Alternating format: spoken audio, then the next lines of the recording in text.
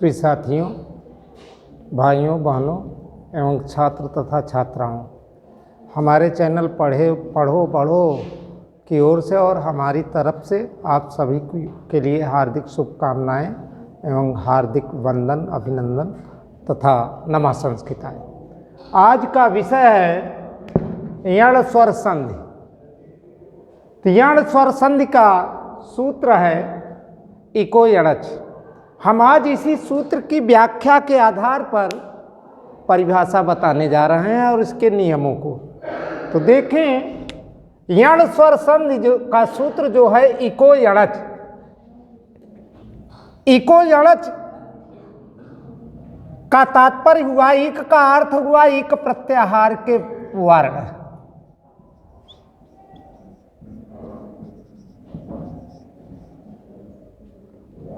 एक प्रत्याहार के वर्ण हुए ए, उ, री,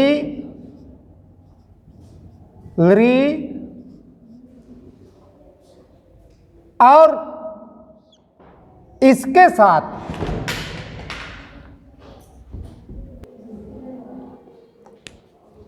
तो अब यहां एक प्रत्याहार के वर्ण हुए ई, उ, री। और ये सूत्र कह रहा है कि जब एक प्रत्याहार के वर्णों के बाद कोई भी असमान स्वर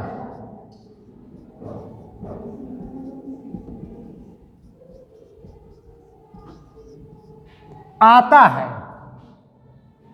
अर्थात ई, उ, री के बाद इनका असमान वर्ण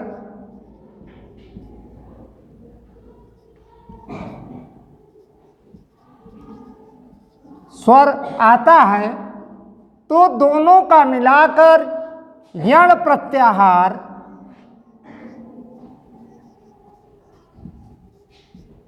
हो जाता है। तो यण प्रत्याहार के वर्ण कौन कौन से हैं ये ध्यान दें। क्रमशः य, व, र, ल हो जाते हैं। अब कहने का तात्पर्य यह है कि जब ई के साथ कोई भी असमान स्वर आएगा तो उसका यह होगा, और उ के साथ कोई भी असमान स्वर आएगा तो उसका वह होगा, और री के साथ कोई भी असमान स्वर आएगा तो उसका र होगा, और री के साथ कोई भी असमान स्वर आएगा तो उसका ल हो जाता है। जैसे कि उदाहरण में, जैसे यदि धन अपि बराबर यद्यपि,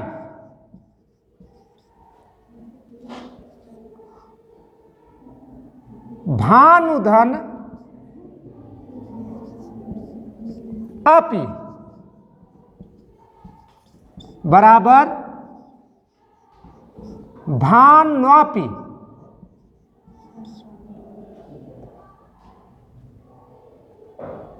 मातृधन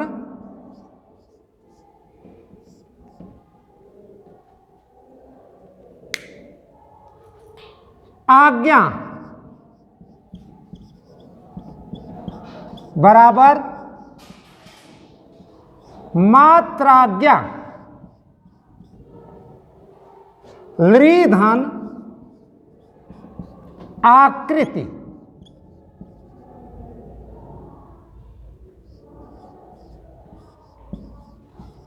बराबर लाकृति। अब यहां देखा जाए तो क्रमशः ई के बाद असमान स्वर आ आया तो ई और अ मिलाकर बना यह। ठीक उसी तरह से उ के बाद असमान स्वर आ आया तो उ और अ का मिलाकर बना वह, और इसी तरह से री के बाद आ आया तो री और आ मिलाकर र हुआ, लेकिन र के पहले त है, त और र को मिलाकर त्र बना, तो इसलिए यहां मात्राज्ञा हुई। ठीक उसी तरह से ली है, ली के बाद असमान स्वर आ आने पर ला हुआ, अतः ये लाकृति बना। तो इसी तरह से अब हम अगली संधि की ओर बढ़ते हैं।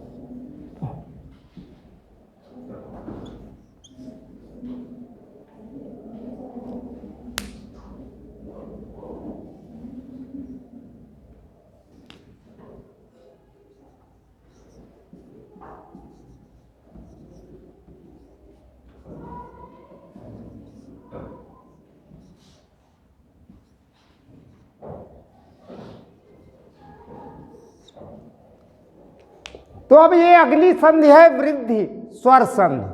तो वृद्धि स्वर संधि का सूत्र होता है वृद्धि रेचि। अब इस सूत्र के आधार पर हम देखते हैं तो हमारा सूत्र बता रहा है कि वृद्धि होती है, लेकिन कब? जब एच प्रत्याहार के वर्ण आते हैं तो उन एच प्रत्याहार के वर्णों में वृद्धि होती है। लेकिन ये वृद्धि कब होती है? जब आ या आ के बाद एच प्रत्याहार का वर्ण आता है तब। अर्थात सूत्र हमारा कह रहा है कि जब पहले पद के अंत में अ या आ है और दूसरे पद के प्रारंभ में एच प्रत्याहार के वर्ण अर्थात ए ओ आए औ आते हैं तो इनमें वृद्धि होती है आए और औ। कहने का तात्पर्य यह है कि जब आ या आ के बाद ए आएगा, ये या आए तो वृद्धि आए होगी, और जब आ या आ के बाद ओ या औ आएगा तो वृद्धि औ होगी। जैसे एक धन एक बराबर एक कह। अब यहां देखा जाए तो पहले पद के अंत में आ है और दूसरे पद के प्रारंभ में ए है, तो आ और ए को जब हम मिलाते हैं तो वृद्धि आए हुई।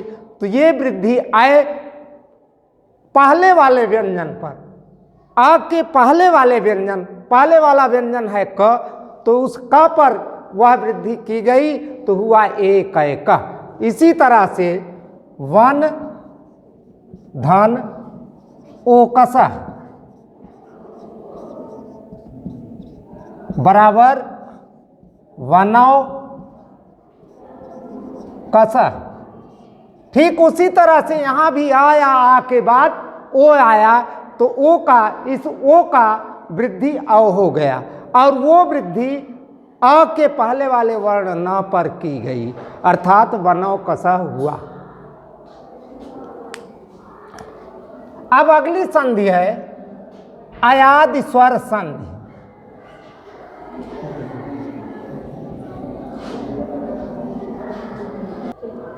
अब यहां देखिए अयादि स्वर संधि जिसका सूत्र हुआ एचो अयवा या वह। अब इस सूत्र को देखा जाए तो इसमें बहुत तोड़ और मरोड़ है, अनेक संधियां मिलेंगी। अब यहां देखें इस सूत्र को हम अलग करते हैं तो कैसे कैसे होता है, और ठीक उसी तरह से हलवा बन जाता है इस संधि के नियम का। तो अब यहां देखा जाए तो पहले कह रहा है एच प्रत्याहार। एच प्रत्याहार के बाद जब कोई भी असमान स्वर आता है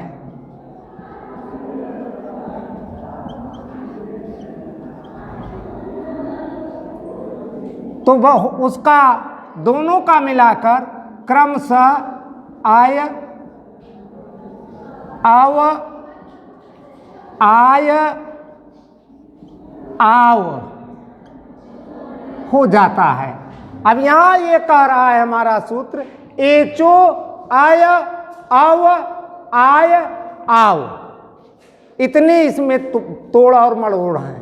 तो अब यहां देखा जाए तो एच का तात्पर्य हुआ ए ओ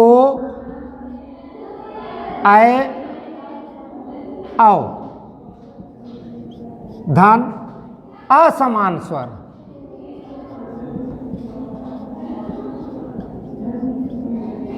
बराबर ये हुआ। तो जैसे ने धन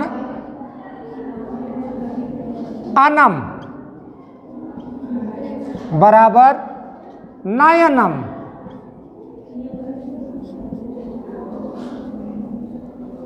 पोधन अनह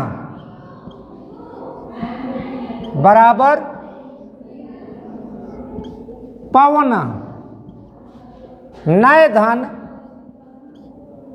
इका,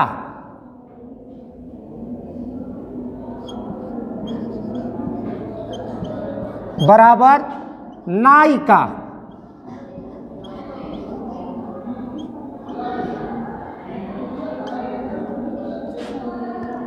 पौधन अक बराबर पावक। ये उदाहरण है इस संधि के।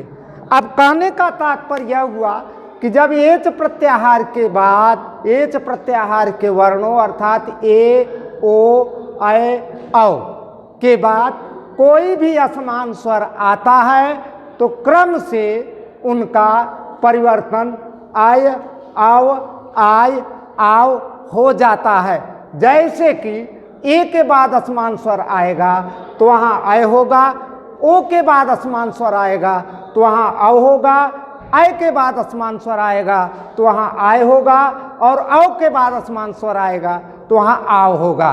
ठीक उसी तरह से उदाहरण में देख लिया जाए तो यहाँ है ने धन अनम बराबर नयनम, पो धन अन बराबर पवन, नय धन इका बराबर नायिका, पौ धन अक बराबर पावक। अब अगली संधि है, तो अगली संधि पूर्व रूप स्वर संधि है। क्रमशः इसको कभी कभी लोग कहते हैं ये स्वर संधि का अंग नहीं है, इसीलिए हमने स्वर संधि के भेदों को 5 भेद निर्धारित करके पहले बताए थे, लेकिन ये स्वर संधि में ही आता है। अपवाद स्वरूप कभी कभी इसको व्यंजन संधि का भेद बता दिया जाता है। तो अब यहाँ हम पूर्व रूप स्वर संधि को देखते हैं, तो इसका सूत्र है एंग पदांता दति। कहने का तात्पर्य यह है कि जब पहले पद के अंत में एंग प्रत्याहार का वर्ण है और एंग प्रत्याहार के वर्ण हैं ए और ओ, और दूसरे पद के प्रारंभ में अ या आ आता है,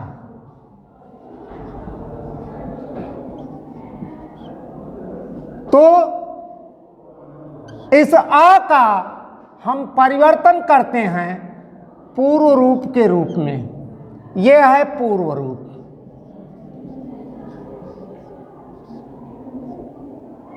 अब यहां कहने का तात्पर्य यह है कि जब पहले पद के अंत में ए या ओ है और दूसरे पद के प्रारंभ में अ या आ है, तो इस अ या आ को हम पूर्व रूप के रूप में परिवर्तित करते हैं।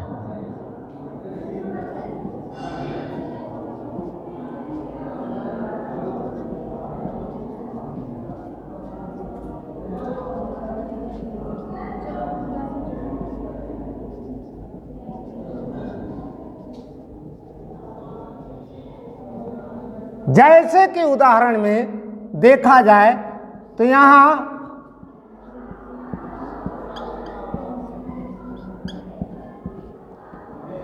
रामे धन आपी बराबर, अब यहां पहले पद के अंत में ए है और दूसरे पद के प्रारंभ में आ है, तो इस पूर्व रूप स्वर संधि के सूत्र या नियमानुसार इस आ या आ का पूर्व रूप के रूप में परिवर्तन हो जाता है। तो उस सूत्र के आधार पर यहां हम इसको लिखेंगे रामे अपि। ठीक इसी तरह से बालको धन अपि बराबर बालको अपि। शेष अगली व्यंजन संधि की परिभाषा और उसके सूत्रों को अगली कक्षा में हम आप लोगों के बीच में प्रस्तुत करेंगे। नमः संस्कृताय।